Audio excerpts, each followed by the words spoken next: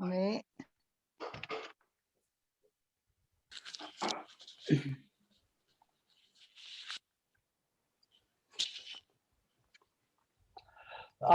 그리고 제가 유튜브 올리는데 이렇게 얼굴이 잠깐 나가고 있습니다. 혹시 그거 불편하시면 카메라 끄셔도 저는 괜찮을 것 같습니다. 예. 지금 이게 시작할 때랑 끝날 때요. 네, 지난주에 바우하우스 얘기하다가 말았는데 오늘 이 부분 처음부터 다시 하겠습니다. 바우하우스. 바우하우스 이 학교 지난번에 제가 독일 공장연맹 얘기하다가 말았는데 얘기를 했었었는데 독일 공장연맹이라고 독일에서 그, 이제 산업계, 미술계, 또 경영하는 사람들 다 모여가지고 독일의 공업 제품의 질을 높이기 위해서 노력을 했다고 그런 말씀 잠시 드렸는데요. 이때 이 독일 공장연맹이라는 사람들이 나중에 그대로 바우하우스의 선생님이 됩니다. 여기서 제일 중요했던 사람들, 이 독일 공장연맹의 페트 베렌스라는 사람이 있는데 이 사람이 유명한 건축가였습니다. 건축가인데 또 디자인도 하고 뭐 여러 가지 실험을 하면서 건물을 지을 때 철골과 유리로 된 건물, 그러니까 건물이 기능주의 건물, 사람이 살기 위한 기계로서의 건물을 실험했던 사람이기도 하고, 그리고 이 사람이 또 제가 그 얘기를 대충 하고 넘어갔는데 그 노동자들에게 쾌적한 삶의 공간, 자기 공간을 제공하겠다. 그런 이념도 많이 깔려있던 건물이었습니다. 이 건물이라는 게 보통 노동자들을 위해서 뭘 만든다 그런 개념은 잘 없던 것 같거든요. 근데 이 건물은 넓은 창과 높은 공간 이런 걸 제공하면서 일하는 사람들이 쾌적하게 일할 수 있는 공간을 제공하기 위해서 노력을 한 것 같고요. 그리고 이 사람이 또 노력했던 게 뭐냐? 공업 제품의 질을 높인다. 공업 제품의 질을 높인다는 게 당시에 독일의 이해하고 딱 맞아떨어졌던 거였습니다. 이게 유럽 사회에서 제가 계속 독일의 식민지가 하나도 없었어요. 그 말씀 드렸는데 이렇게 1972년 1872년인가 아마 그때 비스마르크가 독일을 통일시켰을 겁니다.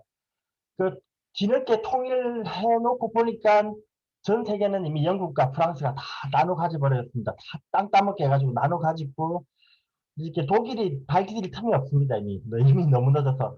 당시에 식민주의 식민지를 개척하는 이유가 산업 생산력을 높이기 위한 건데 식민지를 개척하거나 아니면 잘 살기 위해서는 산업 제품의 질을 높이거나 둘 중에 하나 선택의 여지가 없었던 것 같습니다. 독일은 식민지가 없으니까 어쩔 수 없이 산업 생산력을 높이자. 이 방향으로 간 것 같은데 이때부터 줄기차게 지금까지 그냥 독일은 계속 산업화에 박차를 가해가지고 이때부터 공업 생산품의 질도 높이고 또 1차 대전 지고 나서는 또 본격적으로 공업화에 박차를 가하고 2차 대전 끝나고는 또 뭐냐 라인강의 기적을 일으키고 해서 그 크지 않은 나라, 사실 우리나라에 비하면 크지요. 큰데 식민지가 없이 그냥 자기 나라만 있는 경우에 세계사에서 저렇게 강대한 나라가 되기가 쉽지 않은 것 같습니다. 세계사에서 그 중요한 나라들, OECD 선진국들 치고 식민지 경험 없이 그냥 스스로 이렇게 부강해진 나라는 그냥 독일이 뭐 유일하지 않을까 그런 생각이 듭니다. 이게 일본만 해도 이렇게 아시아 국가들 막 잡아먹고 청일 전쟁 해가지고 러시아한테 엄청난 전쟁 배상금 받아서 부자가 됐는데 이게 독일은 식민지가 없었죠. 그리고 전쟁을 두 번이나 집니다. 전쟁을 두 번이나 지면서 이렇게 박살이 났는데도 불구하고 저렇게 잘 산다는 게 정말 미스테리합니다. 1차 대전 때 독일이 졌던 이유가 제가 아는 한도 내에서는요, 기술이 딸려서 그랬습니다. 독일도 비행기가 있고 영국도 비행기가 있는데 독일의 비행기 생산력이 딸리다 보니까 독일은 비행기가 1000대가 있고 제가 듣기로 그랬는데 영국은 3000대가 있잖아요. 그래서 공중전에서 밀렸고 그리고 또 영국은 그때 당시에 레이더라는 게 발명이 돼가지고 독일의 비행기가 뜨면은 그냥 다 격추시켰나 보더라고요. 이 독일이 1차 대전에서 졌던 이유는 그냥 과학 기술력이 딸려서 그렇다. 이 독일이 과학과 기술, 산업화에 목숨 거는 이유는 그냥 명백한 것 같습니다. 식민지도 없고 기술도 딸리고 유럽 사회에서 계속 밀리는 이유가 그거밖에 없었던 것 같습니다. 그래서 독일은 계속 100년 전부터 산업화에 박차를 가합니다. 영국이랑 프랑스는 별로 관심 없습니다. 그런데 식민지가 너무 많으니까요. 그냥 가만히 놀아도 되는데 뭐 굳이 이 또 산업 생산력까지 높이겠다고 공장을 개량하고 뭐 이런 짓 안 합니다. 이때 공업에 되게 박차를 가했던 나라가 미국이랑 독일이었던 것 같습니다. 미국 얘기는 좀 이따 다시 보여드릴게요. 좀 이따가 볼 시간이 있을지 모르겠는데 독일은 어 저기 영국이 포기했던 분야입니다. 공업 제품이 아름답다 이런 느낌을 주지 못했던 것 같습니다. 영국에서는 산업혁명 일으키고 기계 생산을 하면서 만든 제품에다가 마지막에 꼭 장인이 가서 이렇게 터치를 다합니다. 이렇게 마치 기계로 안 만든 것처럼. 근데 독일은 처음부터 기계 생산된 제품이 가장 아름다운 형태를 띌 수 있게 만들기 위해서 노력을 하고요. 그리고 이것들이 규격화돼서 대량 생산될 수 있게. 그래서 이렇게 자기 공업 생산력을 높이기 위해서 노력을 했던 것 같습니다. 이 도이치 베르크분트, 독일 공장 연맹이 1차 대전 끝나자마자 그대로 다시 바우하우스가 된다고 보시면 맞습니다. 이 디자인사에서 바우하우스는 너무 중요한 분야라서 이게 누구도 무시하지 못하거든요. 전 세계에서 그냥 디자인 얘기하면은 바우하우스부터 나오고요. 그리고 모더니즘 디자인, 모더니즘, 저는 인상파가 대문자 M을 쓴다 그랬지 않습니까? 모더니즘 중에서도 대문자 M을 쓰는 모더니즘은 고유명사가 돼가지고 저기 인상파를 얘기한다. 그랬는데 요 디자인에서 대문자 M을 쓰는 모더니즘은 이 바우하우스의 디자인을 얘기합니다. 지난주에 나왔던 데스틸 그런 스타일의 데스틸 같이 장식이 하나도 없고 명과 비례를 중시하고 지난주에 보여드렸던 그 뭐냐 저, 안 들어갔네, 저기. 음,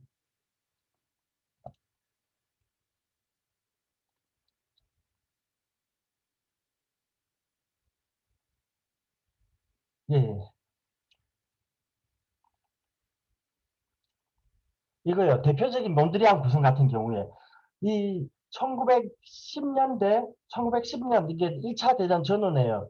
유럽 사회가 거의 기계 문명에 미쳐 있어가지고, 지금 기계 문명에 미쳤다는 게 20세기, 21세기 넘어오면서 요즘은 디지털에 약간 미쳐 있지 않습니까? 모든 게 다 디지털로 바뀌고, 막 저기 뭐 인공지능이 나오고, 사람들이 막 디지털 하는데, 이때는 기계에 약간 경도돼 있었던 것 같습니다. 그래서 기계의 문법, 기계의 언어를 미술에 가지고 들어와서 미술 작품을 뭐라 그럽니까? 감정도 제거해내고 사람의 생각이나 사상 같은 걸 싹 걷어내고 오직 기계적인 형태로 미술을 만들려고 노력을 했던 시대였습니다.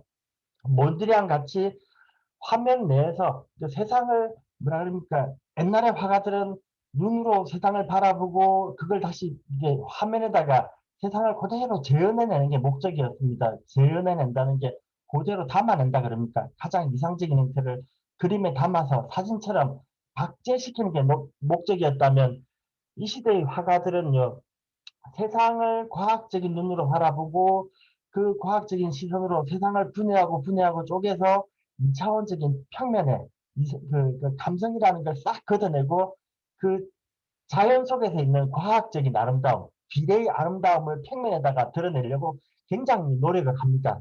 그래서 나온 게 몬드리안 구성력. 이 사람은 이 화면에서 아름답다고 생각하는 부분은 오직 비례밖에 없었던 것 같습니다. 비례.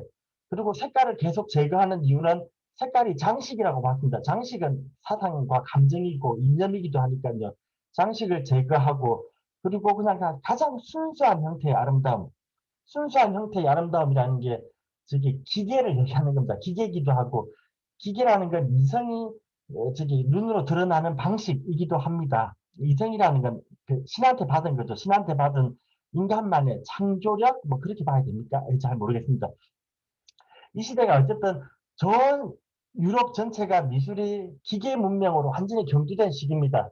이 리트벨트 의자라는 건데요. 이 데스틸에서 나온 의자를 아주 그거 뭐라 그럽니까? 기계로 재단할 수 있는 가장 기본적인 형태, 수직과 수평선, 그때 당시 첨단 기계인 선반, 밀링 머신 같은 걸로 깎아내고 기계라는 무슨 그거 저기 뭐냐 나무라는 속성을 속여버립니다. 그냥 나무가 어디 있는지 알 수도 없게 완전히 탁탁 제거해버렸죠. 나무를 마치 금속 조각 같이 잘라내고 색깔도 완전히 제거해내고 나무의 색깔도 제거해내고 빨강, 노랑, 파랑 요 색깔만 씁니다. 요 시대의 특징인 것 같습니다. 이 수직 수평선 원도 잘 안 쓰는 것 같고요. 그리고 빨로 파는 빨강, 노랑, 파랑은 가장 순수한 색깔이라고 해서 많이 썼고요. 이제 바우하우스로 넘어갈 텐데 이런 특징들이 그대로 다 드러납니다. 바우하우스에서는.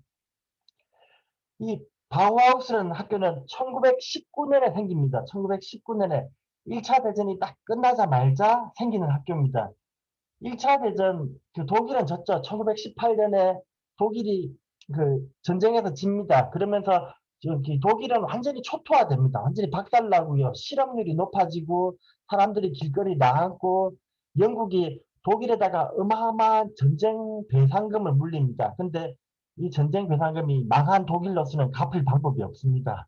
독일로서는 망한 독일은 갚을 방법이 없고 그 국민들이 이제 실업률이 높아지니까 힘들고 가난하니까 불만이 막 쌓이면서 혁명이 일어날랑 말랑하는 시기입니다. 그때 혁명이라는 게 바로 옆나라에서 러시아에서는 그 1918년에 볼셰비키 10월 볼셰비키 혁명이 일어나서 공산화가 됩니다. 갑자기 독일이랑 러시아랑 붙어 있으니까 국경을 맞닿아 있으니까 독일도 굉장히 영향을 많이 받습니다. 그래서 독일에서는 맨날 막 이게 지금 뭐라 그럽니까? 유혈 사태, 총 쏘고 막 자기네들끼리 이념 전쟁을 벌이고 전쟁을 진날하니까요. 그리고 이제 막 나치가 득세합니다. 민족주의자 나치가 등장해가지고 이렇게 뭐라 그럽니까?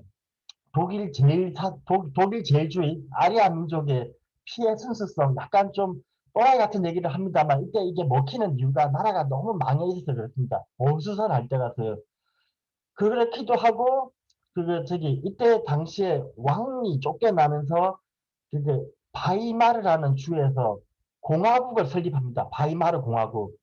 여기는 또 분위기가 다른 게 바이마르 공화국은 민주주의 공화국입니다. 그래서 바이마르 헌법이라는 것도 만들고 이 헌법이 현대 헌법의 기본이 됩니다. 민주주의 사상. 모든 걸 다 허용해주고 개방되어 있고 진보적인 그런 국가, 그런 공화국입니다. 이 바우하우스라는 학교는 이 바이마르 공화국에 생깁니다. 이 학교 이념도 굉장히 그 공화국과 유사합니다.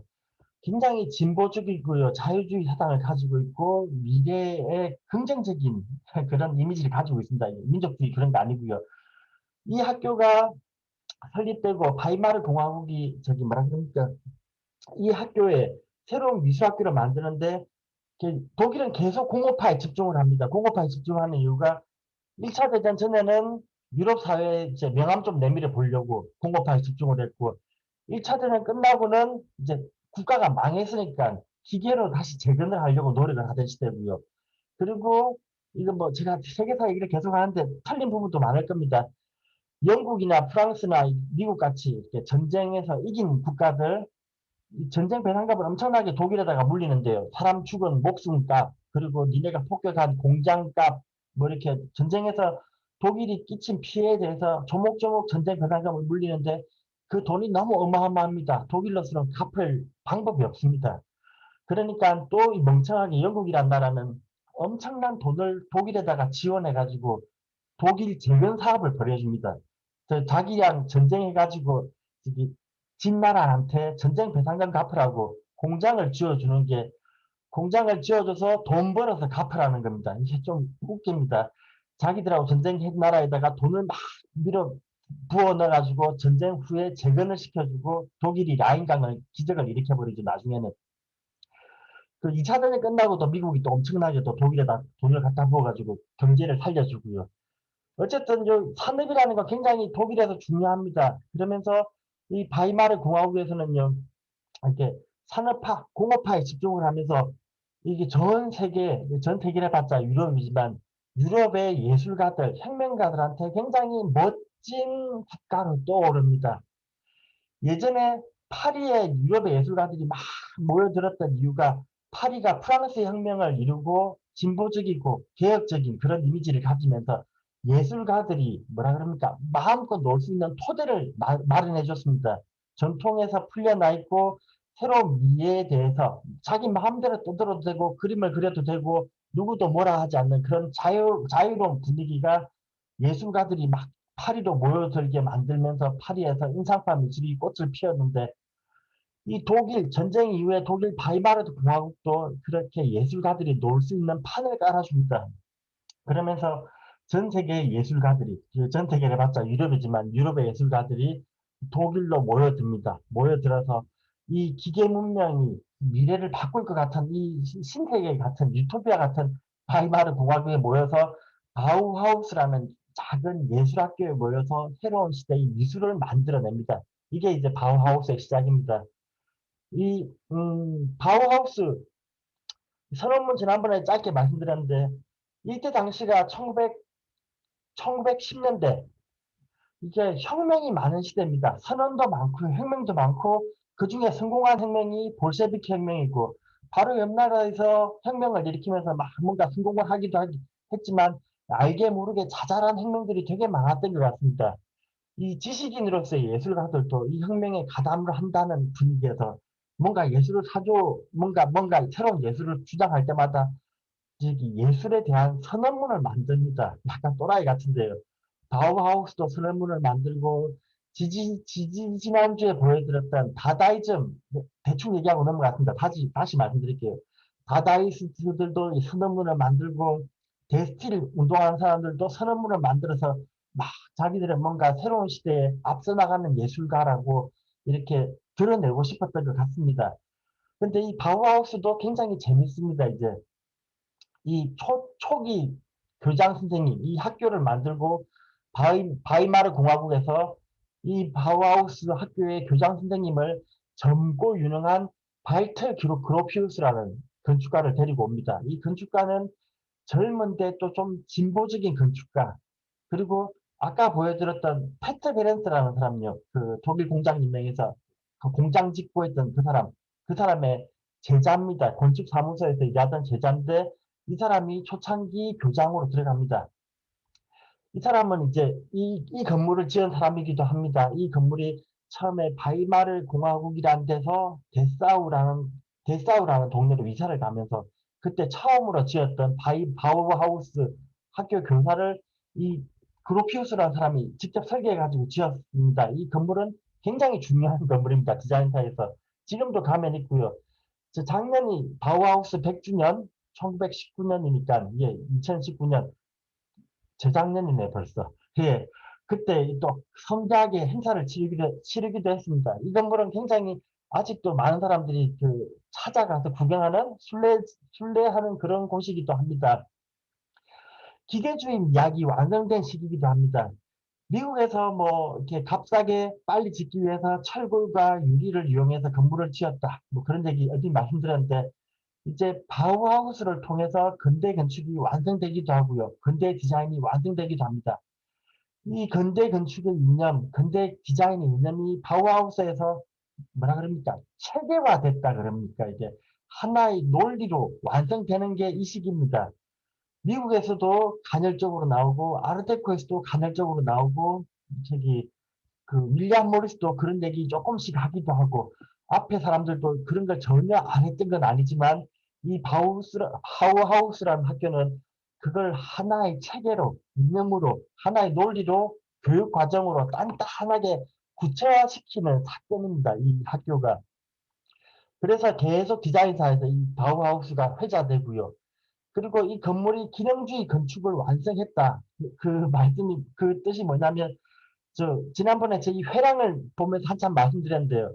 유리와 철골이라는 건 이미 그 에펠탑에도 나왔고요. 철골은 에펠탑에서 나왔고, 유리와 철골은 저기 1850년대 그 영국의 크리스탈 팰리스 수정궁에서도 나왔지만, 그건 그냥 철골과 유리로 지었다는 데 의미가 있는 거고, 이건 철골과 유리라는 공업 생산된 제품을 이용하기도 했지만, 건물들이 하나의 기계로서 유기적으로 결합되어 있다.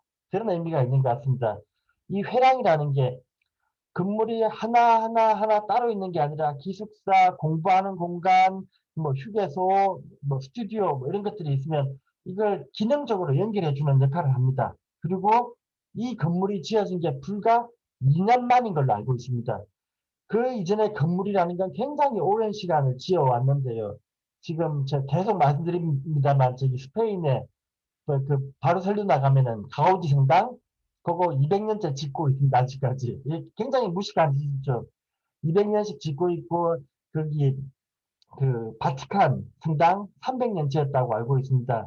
건물이라는 게 이렇게 세워라 내오라 하면서 장인들이 공을 들이면서 짓는데 이게 2년 만에 완성됐다. 이건 기계가 지었다는 얘기죠. 기계 생산된 것, 조립된 것, 조립 생산한 제품입니다. 제품이라고 말씀드려야 될 것 같으네요. 이제부터는 건축이라는 게 공장에서 계획된 대로 유리와 철골을 잘 나오고 현장에서 그 포디점처럼요. 장인이 아니라 그냥 그 막일하는 노가다들 시키는 대로 뚝딱뚝딱 조립해가지고 철골 넣고 콘크리트 붓고 기능적으로 완성해내면서 굉장히 빠른 시간 내에 건물을 지었다. 잠깐만 이게 2년 만에 지은 게 맞나 좀 확실치가 않습니다. 굉장히 빠른 시간에 지었습니다. 그래서 이건 근대 건축의 하나의 이정표입니다. 그 요즘 건물들이 전부 다 이렇게 영국은 되게 오래 짓더라고요. 제가 보니까 처음에 제가 여기 왔을 때 2년 전에 짓던 건물이 아직도 다 완공이 안 되는 것 같은데 뭐 사람 한두 명 와가지고 막 세워라 내워라 하면서 놀면서 짓더라고요. 근데 한국에는 아파트 단지 같은 막 몇천 세대의 건물들을 2년에 뚝딱 지어버리다 보니까 2년, 3년 만에 이게 사람이 짓는 거 아니죠. 기계가 짓는 거죠. 기계가. 기계들이 와가지고 조립해서 생산해 버립니다. 이제 건물이라는 게 생산됐다.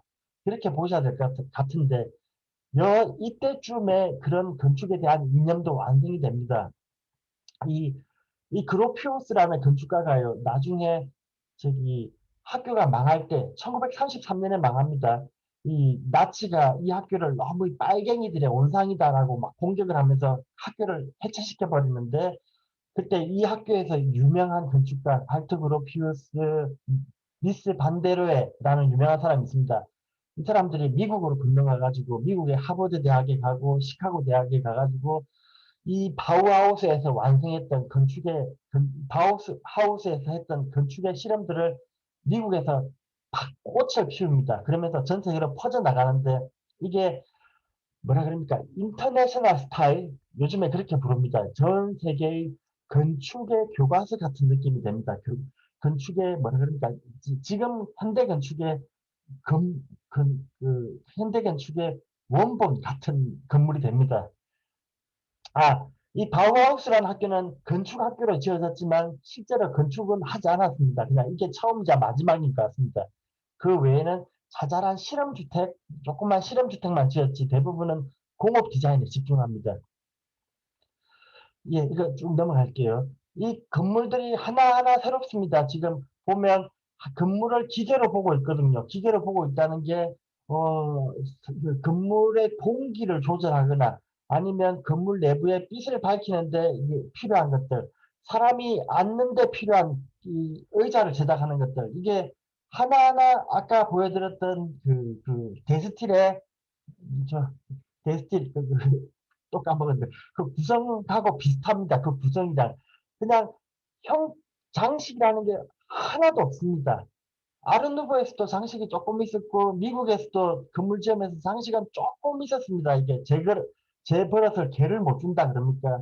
이게 뭔가 장식이 없으면 허전하거든요. 그래서 이렇게 지어놓으면 뭐라도 꽃이라도 하나 갖다 놓고 막 하다 안 되면은 이렇게 그 그림이라도 하나 그릴 것 같은데 이 사람들은 이 건물이라는 게 기존에 가졌던 건물의 이미지하고 하나도 안 맞습니다. 건물에 대한 관념이 다 버려진 그냥 순수한 기계이기 때문에 여기에서는 어떤 장식도 없습니다. 여기에 의자, 이 바실리 칸딘스키 이 의자 보면 오직 앉는다는 그 사람이 앉기 위해서 필요한 부분들만 고려되어 있습니다.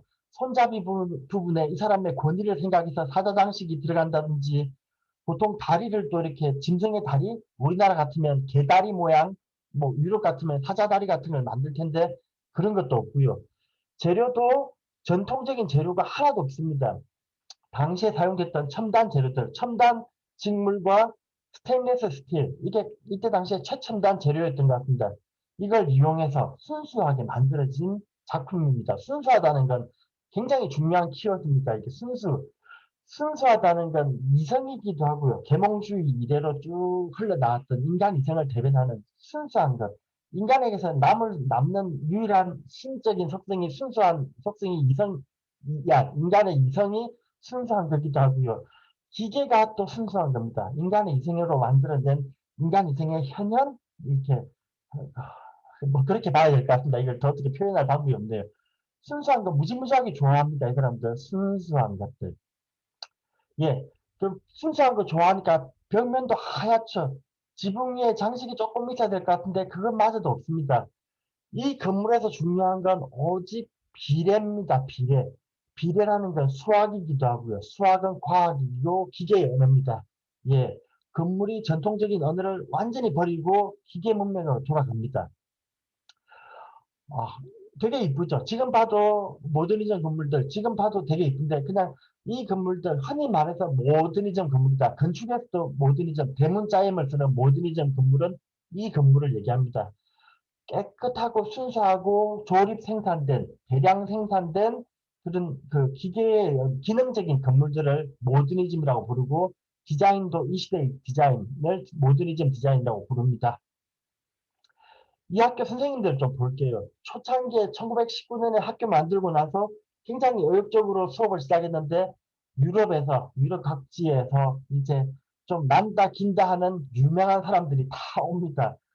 이 선생님들이 오는 이유는 이 바이마르 공화국이 너무 매력적이었거든요. 아까 말씀드린 미래 사회를 빨리 이끌어올 것 같은 그런 유토피아적인 공간이 바이마르였고 바우하우스라는 학교였습니다. 그리고 2차 대전, 1차 대전 끝나고 유럽 전체가 다 초토화되어 있는데 마땅히 자기들의 뭐 그 그림 실력을 펼칠 만한 곳이 없었던 것 같기도 하고요. 이 요하네스 이펜 약간 좀 이 사람도 제가 자꾸 또라이 얘기를 하는데 좀 진짜 또라이입니다. 정신적으로 좀 이상한 사람입니다. 오스카 슐레머, 리오넬 파이닝거 다 유명한 사람들이고요. 이 사람들이 좀 있으면 이제 이 나치에 의해서 계속 감시당합니다. 감시당하면서 나치는 이때 당시에 외국인들을 무지무지하게 싫어했던 것 같아요. 외국인들은 바이마르를 좋아해서 막 찾아오는데 나치는 피해 순수성 뭐 이런 거 아리안족의 피해 순수성을 주장하면서 외국인들을 계속 박해하고 쫓아내고 자기 나라에 들어와 있는 외국인들을 게시타포들이 따라다니면서 감시를 합니다. 이때 당시에 유대인들도 이제 베를린에 있던 유대인들 다 쫓겨나가죠. 쫓겨나가거나 나중에는 다 잡혀가가지고 가스실로 보내지고요. 뭐 그 얘기를 대충 들었는데 진짜인지 모르겠습니다만 이때 당시에 그 1차 대전 끝나고 망한 독일의 땅을 대부분 다 유태인 자본들이 들어와 가지고 점령을 했다고 하더라고요. 그리고 베를린의 그 건물과 땅들을 대부분 다 유태인들이 사버리고요. 그게 유태인들이 망한 독일 나라를 너무 잠식해 들어오니까 나중에 등장한 히틀러가 이게 판을 엎지 않고는 독일이라는 나라가 가망이 없어 보였던 것 같습니다. 이게 화토 치다가 계속 이렇게 물리면요. 끝판에 가면은 확 뒤집어 엎는 거예요. 바둑 두다가 바둑 판을 엎어버리는 거. 히틀러가 한 건 그 작업이었던 것 같아요. 전후 배상금도 못 갚겠다. 그리고 우리나라에 있는 유태인들 다 나가라. 이 돈을 유태인들이 다 쥐고 있으니까 다 쫓아내고 박해하면서 독일의 재건을 위해서는 어쩔 수 없이 그냥 판을 엎어야 했다. 뭐 그렇게 봐야 될 것 같습니다. 유태인만 구박한 게 아니라 외국인들을 다 구박을 하니까 여기에 들어와 있던 신생들이 하나하나 쫓겨나가면서 계속 그때 당시에 이제 새롭게 떠오르는 미국, 자유주의 국가 미국으로 망명하는 계기가 되기도 하고요. 이 바우하우스는 그 근대 디자인, 근대 건축을 완성시켜 놓고 죽 서서 개줍니다. 이 표현 이상합니다만 자기들이 만든 이 훌륭한 현대 앞으로 미래 시대를 이끌어 나갈 이 디자인을 완성해 놓고 다 미국 좋은 일만 시킵니다. 나치 게시타포들이 끝에는 학교를 폐교시키고 쫓아내는 모습입니다. 이 학교의 교육 과정을 좀 보겠습니다. 그동안의 미술이라는 건, 예술이라는 건 미술입니다. 살롱 미술이라는 게 그 프랑스의 귀족들이 모여서 고상한 척 하면서 차 마시고요. 거기서 새로 등장한 미술가들 그림을 놓고 이건 어떻고 저건 어떻고 이렇게 지적질을 하는 그런 고상한 귀족들만의 문화였습니다. 그래서 예술가들은요, 처음에 미술관에 가서 위대한 작가들의 작품을 모사하는 걸로 시작을 합니다. 모사를 한다는 게, 그 대형 미술관에 가가지고 잘된 그림을 베껴 그리는 거예요. 스케치한 걸 베껴 그리고, 그리고 훌륭한 화가의 밑에 문화생으로 들어갑니다. 도제식으로 이렇게 선생 밑에서 뭐 캔버스 닦아주고, 캔버스 준비해주고, 뭐 이젤 닦아주고, 뭐 그런 작업들을 하면서 밑에서 그림을 배운다 그럽니까? 해서 과거에 미켈란젤로나 뭐 로댕 같은 사람도 그렇고요. 레오나르도 다빈치 이 사람들이 보면 작품들이 너무 많거든요. 특히 미켈란젤로는 이 살아생전에 이 사람 수명이 몇 년인데 만든 작품들은 무지무지하게 많습니다. 근데 이 미켈란젤로라는 작가는 미켈란젤로라는 공장의 공장주다 그렇게 생각하시면 될 것 같습니다. 로댕도 마찬가지고 로댕이랑 작가는 로댕이라는 조각가가 아니라 로댕이라는 공장의 공장주다. 실제로는 자기가 다 만드는 게 아니라 스케치하고 손 좀 대지만 대부분은 그 밑에 문화생들이 열심히 만듭니다. 공장처럼 찍어내는 겁니다. 그리고 미켈란젤로가 로댕이 사인해가지고 내보낸다 그럽니까? 그래서 뭐 그 로댕은 체련 사람이니까요. 이 문화생이라는 거 위대한 작가, 훌륭한 작가 밑에 들어가서 배우면서 잡일하면서 배우는 우리나라 절에 들어가면 스님들 공부하듯이 그렇게 미술 그 아카데미즘이라 그럽니까? 미술 살롱 미술이라는 게 운영이 되어 왔는데 이 살롱 미술이라는 건 그 과정에서 역사를 계속 주입받습니다. 왜 저기 뭐냐 그 하나님을 저렇게 그려야 되는지 하나님의 그림을 얼굴을 그리면 안 됐는지 아니면 여성은 눈을 깔고 있어야 되는지 피부는 뽀여야 되는지 야하면 안 되는지 뭐 역사와 전통을 내재화시키는 과정을 암암리에 겪게 됩니다. 그리고 똑같이 같은 걸 반복하는데 이 바우하우스라는 예술학교는요. 이 살롱 과정, 기존에 말하는 그 아카데미즘이라는 걸 완전히 무너뜨립니다. 그래서 살롱이 맞으면서 배우는 그 과정을 없애고 일상적으로 완전히 무너뜨립니다. 역사를 안 가르칩니다. 역사와 전통을 안 가르치고 그리고 스케치하고 저기 소묘하고 얼굴 그리고 손 그리고 옛날에 화가들은 그게 기본이었는데 이 학교에서는 처음부터 베이지 코스를 거치면서 돌과 나무, 흙, 유리, 색채, 섬유, 메탈 이게 전부 공업 재료들입니다. 미래 시대, 과거에는 미술에서 등장하지 않던 재료들을 가지고 미술 작품을 하겠다고 하고요. 궁극적으로는 이것들이 모여서 하나의 근사한 건축이 될 거라고 믿습니다. 이 학교 과정을 좀 더 볼게요, 지금. 되게 재밌습니다. 이 이념적인 부분은 다 넘어가고요. 예, 과거에는 멋진 그림을 보고 모사하는 걸 시작했다면요. 이 사람들은 그런 작업이 없이요. 멋진 그림을 갖다 놓고 분해를 시킵니다. 이게 현미경을 갖다 놓고 작품을 뭐 되게 생물을 들여다보듯이요. 분자를 찾듯이 예술을 갖다 놓고 쪼개고 잘라서 이 그림에서 얼마나 아름다운 비례를 찾을 수 있는가. 이런 과정을 기본 과정으로 시킵니다. 자르고 쪼개고 이건 아까 저기 몬드리안 구성에서도 나왔고요. 그리고 피카소 얘기하면서 제가 계속 분해 제조와 그 얘기했는데 그 사람은 개인적으로 그렇게 했다면 이 학교에서는 이 과정을 그 예술가를 하겠다는 그 학교에 처음에 180명 정도의 학생이 왔는데 이 많은 학생들한테 이 과정을 미술의 기본 과정으로 시킵니다. 미술의 처음 시작이 굉장히 달라지는 거죠. 그리고 미술가들은 처음에 조각가라면 당연히 찰흙이나 대리석을 만질 테고 그림을 그리는 사람은 유화물감과 연필로 그림을 시작할 텐데 이 학교는 처음부터 아카데미즘을 반발해서 요하네스 이테르는 사람은 쓰레기를 주워옵니다. 이렇게 쓰레기라고 말하기 지금 보기에 쓰레기인데 당시에는 최첨단 재료들요. 공장 직물들, 쇠, 나무 이런 새로운 재료들을 가지고 와서 새로운 미술을 만들려고 합니다. 이것도 근본적으로 지금 미술의 접근 방법이 바뀐 겁니다. 아주 혁신적인 거고요. 그리고 이 사람들이 이런 노력을 했던 이유는 사실 그 미술이라는 게 사회를 반영한다. 사회라고 하면 대부분 계급이죠. 거기에 사회를 반영하고 봉사하겠다는 목적 자체가 없습니다.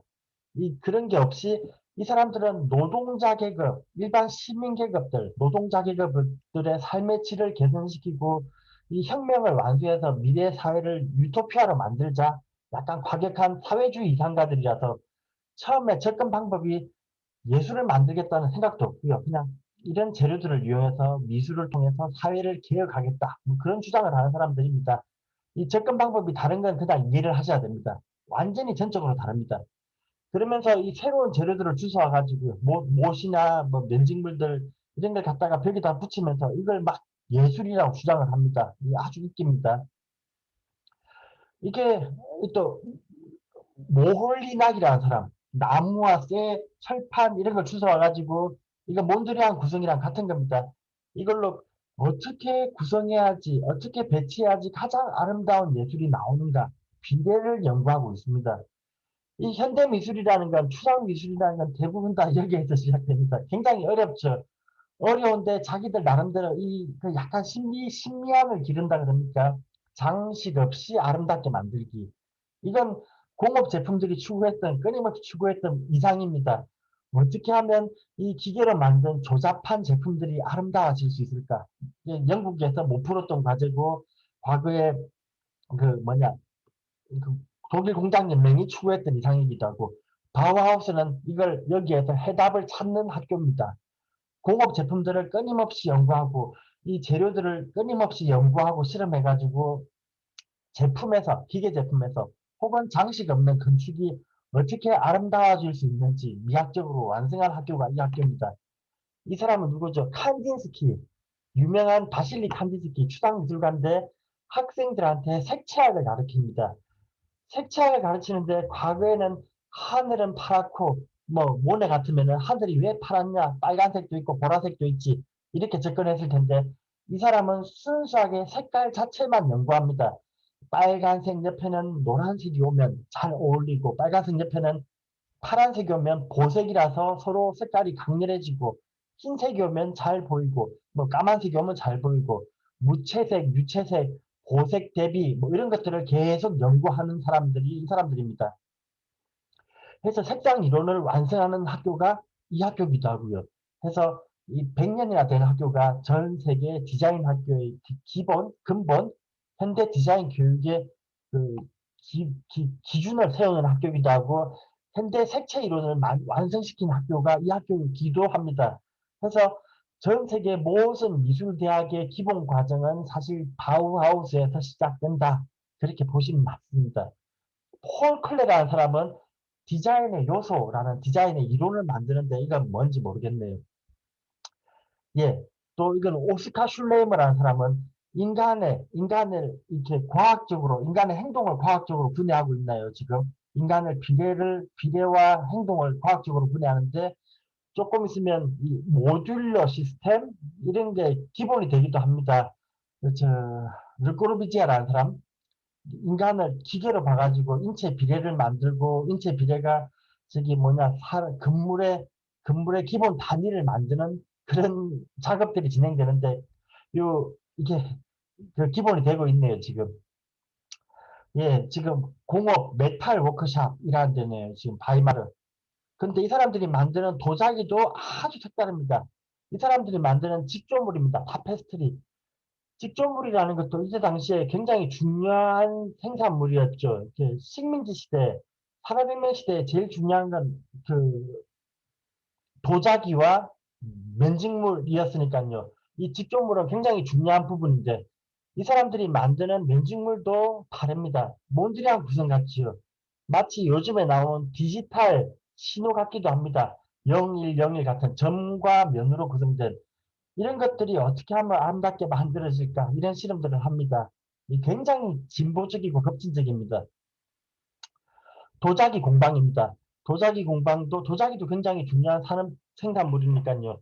이 테오도르라는 사람이 만든 그 도자기인데, 과거의 도자기, 포트리, 차이나, 이것들은 보면 굉장히 꼼꼼하고 섬세하게 만들어서 거기에 뭐 금칠을 한다든지 반복되는 패턴을 먹이고 있는데 이건 지금 얼핏 봐서 딱 피카소가 만든 것 같으네요.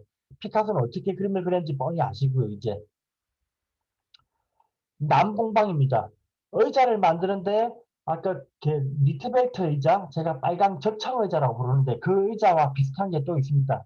마르셀 브로이어 의자라고 부릅니다. 이것도 굉장히 유명한 의자입니다. 브로이어는 이 나무를 이용해서 과거의 장인들은요, 나무의 본성을 속이기 위해서 굉장히 노력을 했거든요. 계속 드리는 말씀입니다. 신성한 물건이기 때문에 나무를 조각해서 마치 살아있는 것 같은, 혹은 살아있지 않더라도 나무라는 걸 못 알아보기 하기 위해서 장인들이 필요한 거였습니다. 나무를 깎아서 뭔가 새기고 색칠을 해가지고 마치 나무가 아닌 것처럼 만들기 위해서 노력을 했는데, 이 사람들은 순수한 걸 추구하다 보니까 나무를 있는 그대로, 재료를 그냥 그대로 드러냅니다. 노출시킵니다. 요즘 건축에서 노출 콘크리트라는 것도 여기에서 시작되는 전통입니다. 콘크리트를, 콘크리트로 건축을 만들면 하다 안 되면 페인트라도 칠해야 되는데, 이 바우하우스 작가들은요, 그 콘크리트의 순수한 모습 그대로를 드러나게 하기 위해서 콘크리트 거푸집을 치고 나면 거푸집 뗀 상태 그대로 둡니다. 이 거푸집을 뗀다는 건 대량 생산했다는 증거기도 하고요. 건물을 그냥 그대로 노출시키는데 그게 국제주의 건축이기도 합니다. 이 학교의 전통입니다. 나무를 그냥 그대로 드러내고요. 나무의 비례만 중요시 여겼네요. 이 사람은 마르셀 브로이어였네요. 근데 마르셀 브로이어가 옆에 만든 사람은 브로이어인데 바실리 칸딘스키를 위해서 만들어준 의자일 겁니다. 아마 이게 바실리 의자라는 이름이 붙은 이유가 자기 동료 교수인 칸딘스키를 위해서 이 첨단 재료의 스테인리스 스틸을 휘어가지고 탄성만으로 제품을 만들었다. 굉장히 혁신적이죠. 지금 최근에 의자 대부분 다 이러니까 요즘 의자들은 원래 의자는 저렇게 생긴 거 아닌가? 그렇게 생각하실 텐데 의자의 다리가 4개라는 걸 이게 무너뜨린 것만으로도 이미 혁신적입니다. 다리 4개가 있기는 하네요. 좀 더 새로운 게 나올 겁니다. 이제. 그리고 글씨, 타이포그라피라는 걸 완성하는 학교이기도 합니다. 보통 글씨라는 건요, 역사 이래로 이게 장애의 영역이었던 글씨가 이렇게 신의 물건이었습니다. 항상 글씨는요, 이렇게 장식이 굉장히 많이 되고 일반인을 위한 책은 아니니까요. 이 글이 어떻게 하면 더 잘 읽힐까를 고민하지 않았습니다. 이 사람 그 중세 혹은 근대까지도 책이라는 건 어떻게 하면 더 아름답게 만들까를 고민했고요. 지난번에 윌리엄 모리스 보여드렸는데도 그때 글자를 쓰고 나면 그 글자에다가 쉐리프라는 거, 꼬다리에다가 신고를 막 갖다 그립니다. 그리고 빈 곳에다가 나무 등불 같은 걸 막 그리고 천사를 그리고 그런 짓을 하던 사람들입니다. 글씨를 잘 보이게 하기 위해서가 아니라 책을 아름답게 꾸미기 위해서. 그 이유는 아마 중세의 책이라는 게 성경이었을 거고, 성경의 말씀이었을 거고, 그건 신의 글씨라서 멋지게 꾸미느라 그랬을 것 같습니다. 이 사람들은 글씨를 기계로 봅니다. 그래서 글씨를 어떻게 배치하면 가장 잘 읽히는가? 글씨를 어떻게 배치해야지 눈에 확 띄고 이렇게 쉽게 읽히는가를 연구한 사람들입니다. 그래서 이 글씨를 읽기 위해서 그 바닥에다가 그리드 시스템, 아까 세상을 분해하는 거, 수직수평선으로 나눈다 그랬죠. 이 바둑판 같은 문금자를 갖다 대고 글씨를 똑같은 규격으로 만들어냅니다. 마치 생산된 것처럼. 똑같은 크기의 규격으로 만들어낸 게 이때 당시에 만들어진 유명한 글씨체가 헬베티카라고 있습니다. 네모 반듯한 글씨체. 그리고 규격화시키고 반듯한 글씨체를 쓰고 가장 잘 읽히게 하기 위해서 그룹핑합니다. 이게 굉장히 이제 많이 전문적으로 들어가는데 어쨌든 글을 과학의 영역으로 집어넣었다. 그렇게 보시면 됩니다. 잘 읽히게 하기 위해서 어떻게 하면 더 쉽고 빠르게 읽을 수 있는가? 어떻게 해야지 이게 사람들이 인식을 쉽게 하는가? 사람의 눈이 글씨를 어떻게 읽는가? 뭐 그런 것들을 연구합니다. 글씨가 그런 대사가 아니었거든요. 과학의 영역으로 들어가 버립니다. 이 사람들이 만들었던 포스터입니다. 포스터도 조금 독특하네요. 그냥 수직 수평선, 비틀어 놓긴 했습니다만 무언가 수직 수평선으로 이루어져 있습니다. 또 뭐가 있죠? 실내 인테리어입니다. 이 그림들이 조금 품질이 안 좋습니다만 인테리어 가보면 이제 사람의 그 뭐라 그럽니까? 사람의 모듈? 이게 사람의 신체 규격이 얼마나 하기 때문에 문 크기는 얼마나 해야 되고, 그리고 어떤 정도의 그 공간이 필요하고, 이런 것들을 과학적으로 해석을 해가지고 공간을 제한을 합니다. 규격화된 공간. 이 규격화란 말은 계속하고 있는데, 규격화, 모듈러라고 부릅니다. 규격화된 공간은 이 건축의 기본 분자입니다. 기본 입자요. 이 모듈러가 모인 게 건축이 되는 겁니다. 건물은 기계이기 때문에 사람이 살기 위한 기계고 이 하나의 단위, 모듈은 인간이 생활하는 기본 분자입니다. 이것들이 모여서 건축이 되는 거고요. 그래서 이 사람들은 여러 가지 실험을 하는데 이런 거에 집중하는 이유가 이게 귀족들, 왕 혹은 권력자들이 편안하게 살기 위해서 이렇게 만드는 게 아닙니다. 사회주의자들이기 때문에 노동자들의 생활 공간이 좀 더 개선되고 나아지기를 바라는 마음에서 노동자들, 일반인들의 공간을 계획하고 만드는 과정입니다. 이런 공간이 자꾸 나오는 것, 대량 생산을 계속 강조하는 것도 노동자들, 값싼 물건을 살 수밖에 없는 일반 하층민들을 위해서 물건을 만들다 보니까 이 하층민들이 쓰는 물건을 어떻게 하면 더 아름답게 만들까? 더 미적으로 완벽한 물건을 만들까? 궁극적으로는 그런 물건들이 하층민들, 노동자들의 생활을 얼마나 어떻게 하면 더 개선해서 미래 사회, 유토피아를 만들어 나갈까를 고민했기 때문에 이런 작업들을 계속합니다.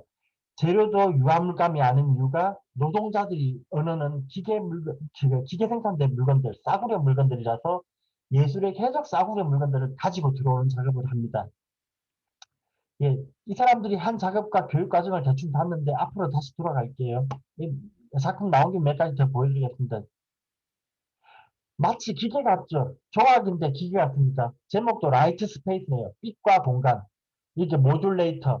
빛은 뭐 근대 이후로 계속 중요한 주제입니다. 이게 이성이기도 하고 스페이스 공간이네요. 사람이 사는 공간, 세상이기도 하고 모듈레이터 규격화된 것들. 뭐 제목부터가 딱 이 바우하우스 이념이 드러나 있고요. 철과 유리 혹은 기계 부품들을 이용해서 작품이 어떻게 하면 더 아름다워질까? 지금 보면 좀 어이없긴 한데 그냥 이 당시로서는 굉장히 이렇게 중요한 작업이었던 것 같습니다. 이게 벨트들이 매어져 있네요. 기계를 의미하겠죠 아마. 러시아 혁명 때 제가 계속 기계 같은 것들, 벨트들, 톱니바퀴 이런 게 나온다고 그랬는데 지금 여기서도 보이고 있습니다.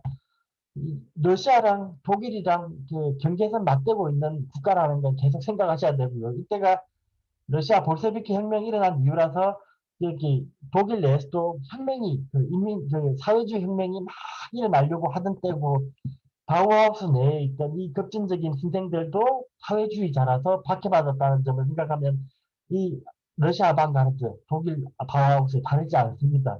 예.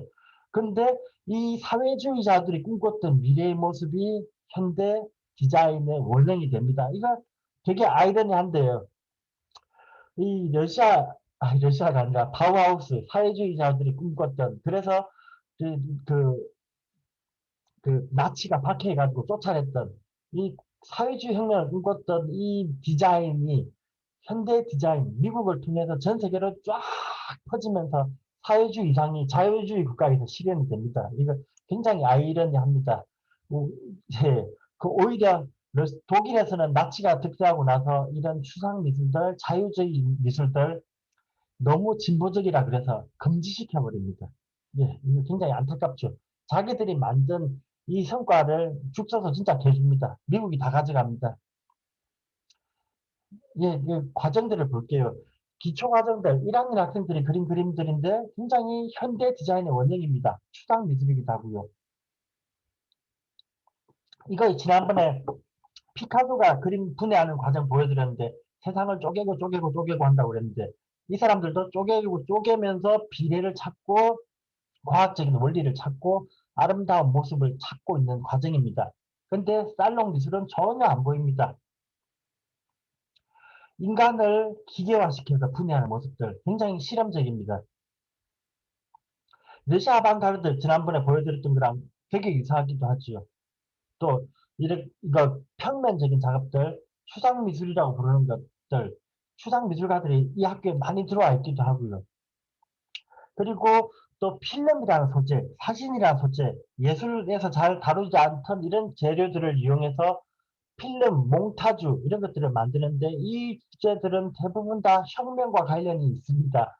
그래서 러시아 혁명, 러시아 소비에트 혁명, 그 볼셰비키 혁명 이후에 러시아에서 나온 필름 작업들이 되게 유명한 게 많습니다. 저, 몽타주 이론이라고 그러는데 혹시 관심 있으시면요. 러시아 혁명 초기에 몽타주라는 거, 필름들을 짜집게 해가지고 뭔가 이렇게 작품을 만드는 게 굉장히 유명합니다. 지금까지도 그냥 영화사에서 그게 교과서처럼 계속 언급이 됩니다.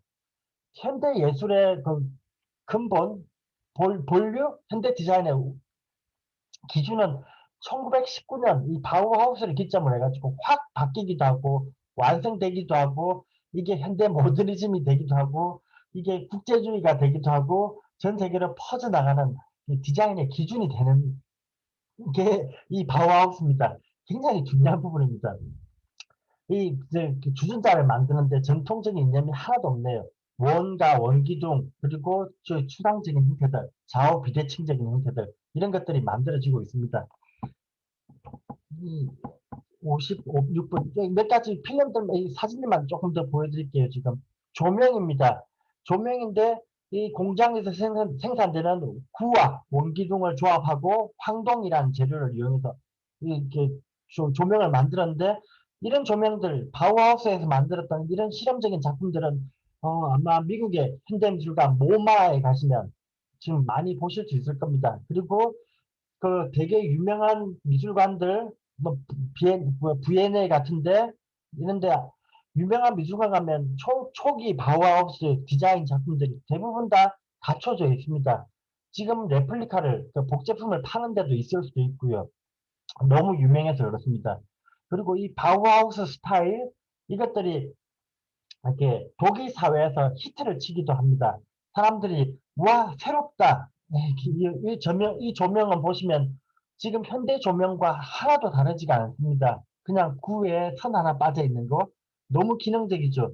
아까 그 건물과 마찬가지로 전구라는 게 빛을 내는 기계라고 보니까 이런 디자인이 가능한 것 같습니다. 이게 바우하우스 스타일로 유럽 사회에 반짝 인기를 끌기도 합니다. 잠시 히트를 칩니다. 근데 히틀러가 박해하는 바람에 이게 중단됐죠. 의자, 요 마르셀 브로이어 의자 이쪽 말고 오른쪽 거 보시면 이 의자는 지금 현대 디자인도 이런 게 많죠. 팔걸이만 없으면 지금 딱 팔고 있는 의자입니다. 다리가 4개라는 고정관념도 깼고요. 스테인레스 스틸을 이용해서 스테인레스 스틸의 탄성만 이용해서 의자를 만들었습니다. 이게 하, 다리 4개가 없어지는 과정 이거는 진짜 천지개벽할 변화인데요. 진보인데요. 다리는 당연히 4개다 생각했는데 다리 3개가 나와서 그 누구냐 그 프랑스의 다리 3개 만드는 의자가 있는데 그 사람은 이름 또 까먹었는데 저 요즘 이름을 자꾸 까먹네요. 그 사람은 굉장히 유명해졌는데 이 사람은 다리를 2개만 뽑았습니다. 이건 진짜로 천재입니다. 예. 그 가구, 전통적인 가구라는 건 나무의 장식과 여성들이 쓰는 물건이니까요. 그렇게 봐야 되는데 이 사람들은 모든 세상을 기계로 보다 보니까 가구도 기계로 봤습니다. 비례만 중요하고요. 거울도 기계 부품처럼 만들어놨네요. 당겼다 밀었다 움직일 수 있고. 현대 시스템 가구죠. 요즘에 나오는 시스템 가구. 이건 최근에 요즘에 깔끔한 모더니즘 스타일, 모던이라면 당연히 바우하우스니까요. 실내 인테리어입니다. 몬드리안 같기도 하고요. 깔끔한 백장식이 없는 색상이 제거된 실내 공간의 원과 기하학적인 형태들의 가구들만 있습니다. 요즘 말하는 시스템 부엌도 이 사람들이 제안을 한 거고요. 요즘 말하는 초고층의 현대 건축 이 사람들이 만든 겁니다. 타이포그라피고요. 현대 편집의 원류도 이 사람들이 완성했습니다. 천재들의 시대입니다. 그냥 이 사람들은 인정할 수밖에 없는 천재들입니다. 쭉 넘어가겠습니다. 시간 다 됐으니까요. 다음 주에 조금 더 말씀드려야 될 것 같으네요. 바우하우스는 광고, 전시 이 사람들이 굉장히 체계적으로 완성시켰고요. 무대 디자인, 무대라는 거 굉장히 중요합니다. 이 혁명 시대의 선전을 위해서는요. 또 예, 실험적인 무대 이런 것들 굉장히 재밌습니다. 이 사람들 학교 다니는 거 보면 직조 공방, 타페스트리 이게 이거 굉장히 장식이 많네요. 다음 주에 보여드릴 아르데코라는 이 시기에 미국에서 유행하는 프랑스에서 유행하는 아르데코 양식이라는 거 있는데 그거랑 비슷하긴 합니다. 근데 어쨌든 많이 기계화되어 있습니다. 뭐라 그럽니까? 픽셀이라 그럽니까? 0과 1, 기호 같기도 하고요. 이 건축가 중에서 이 학교 출신 중에 유명한 사람, 특히 미스 반데로에라는 사람이 이 학교 졸업생입니다. 근대 건축의 아버지라고 부릅니다. 이렇게 아버지라고 부르는 사람은 뭐라 그럽니까? 보통 예술의 아버지, 음악의 아버지, 제일 중요한 사람이죠. 바하 뭐 이런 사람들 바하가 아버지 맞나요? 미스 반데르는 건축의 아버지입니다. 건축의 현대 건축을 완성했다고 하는데 이 사람은 이 바우하우스의 졸업생이자 바우하우스의 마지막 교장이자 미국에 건너가서 현대 건축을 전 세계로 퍼뜨린 사람입니다.